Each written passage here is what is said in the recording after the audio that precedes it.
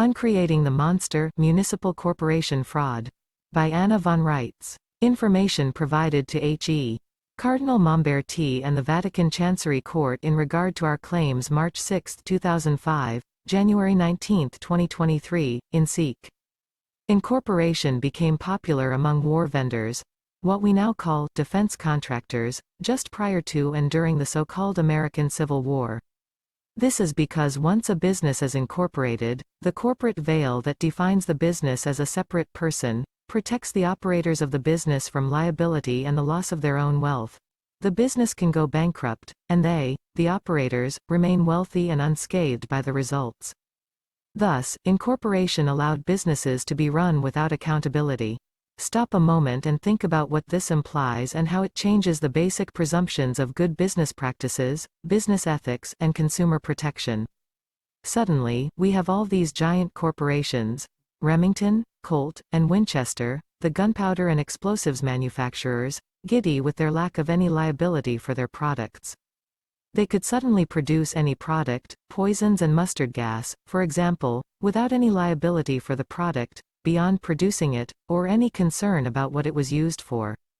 The business itself could be attacked, and so there was some interest in saving their investment, but no personal loss to them beyond that, so the robber barons lined up and incorporated scads of businesses. Incorporation became the new fad.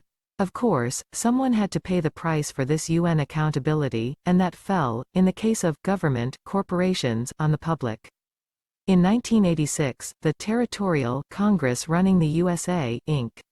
Municipal Corporation conglomerate took things a step beyond that, when it offered to accept the remaining product liability for pharmaceutical companies engaged in making vaccines.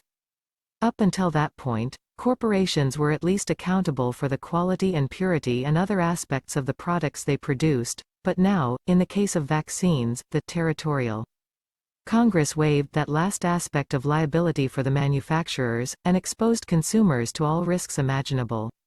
According to this Territorial Congress, which is actually only a corporate board of directors for the District of Columbia Municipal Corporation and its subsidiaries and franchises, including the USA, Inc., and the DoD, Inc., etc., the Territorial Congress itself, a municipal corporation owned and operated by DoD, Inc., would accept all liability associated with vaccines. The very last scrap of corporate accountability, product liability, was severed for the manufacturers. The manufacturers could put cow dung in vaccines and be held harmless. We have already seen how the municipal corporations in the District of Columbia evaded the actual oversight of our lawful civilian government, and their constitutional obligations, by overstepping their granted authorities and creating a separate independent international city-state in the District of Columbia to serve as their civilian government oversight.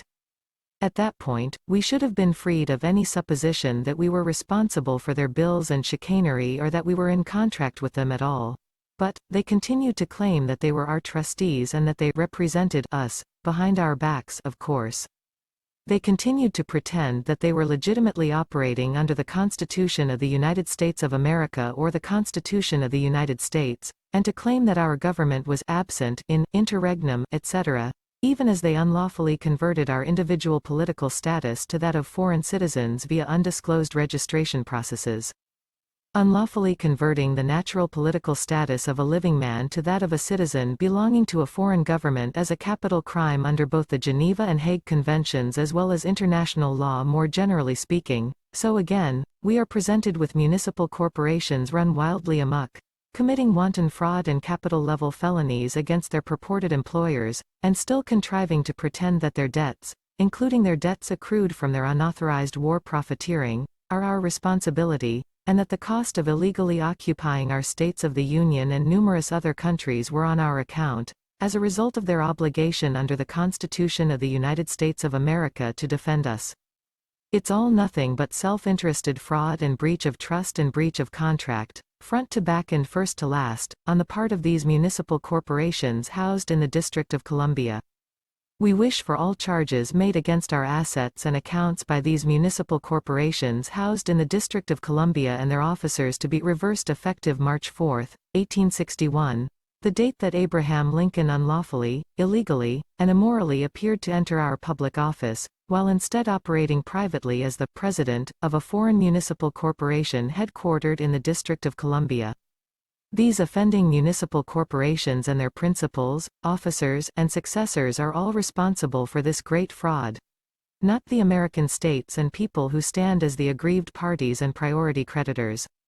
We wish for all charges presented to date for the lives lost and maimed as a result of the actions of the Territorial Congress holding vaccine manufacturers harmless from any product liability at all, to be applied directly to the Incorporated Congress, owned and operated by the Department of Defense, Inc.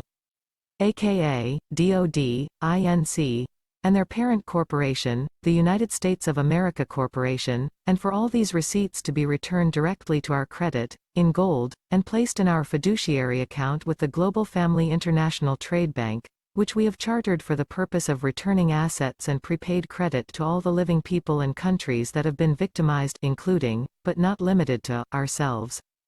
We anticipate that the burden of repayment, plus reasonable market interest, will completely bankrupt and collapse these municipal corporations operated out of the District of Columbia, and we note that the cost of their bankruptcy cannot be misapplied to the American states and people, but must instead fall upon the actual owners and operators of these criminally mismanaged municipal corporations housed in the District of Columbia and elsewhere, which does not include the millions of Americans who suffered non-disclosure and who were falsely registered as territorial U.S.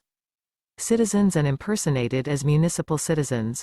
The most efficient way to handle this, in our opinion, is to directly transfer control of the municipal corporations to our lawful government, most particularly all banking and defense functions. We will immediately begin a reconciliation and mutual defense operation to protect ourselves and the living people of all the countries impacted by the frauds and crimes of these municipal corporations, and we will accept all assets of these municipal corporations, material and non-material, as forfeitures.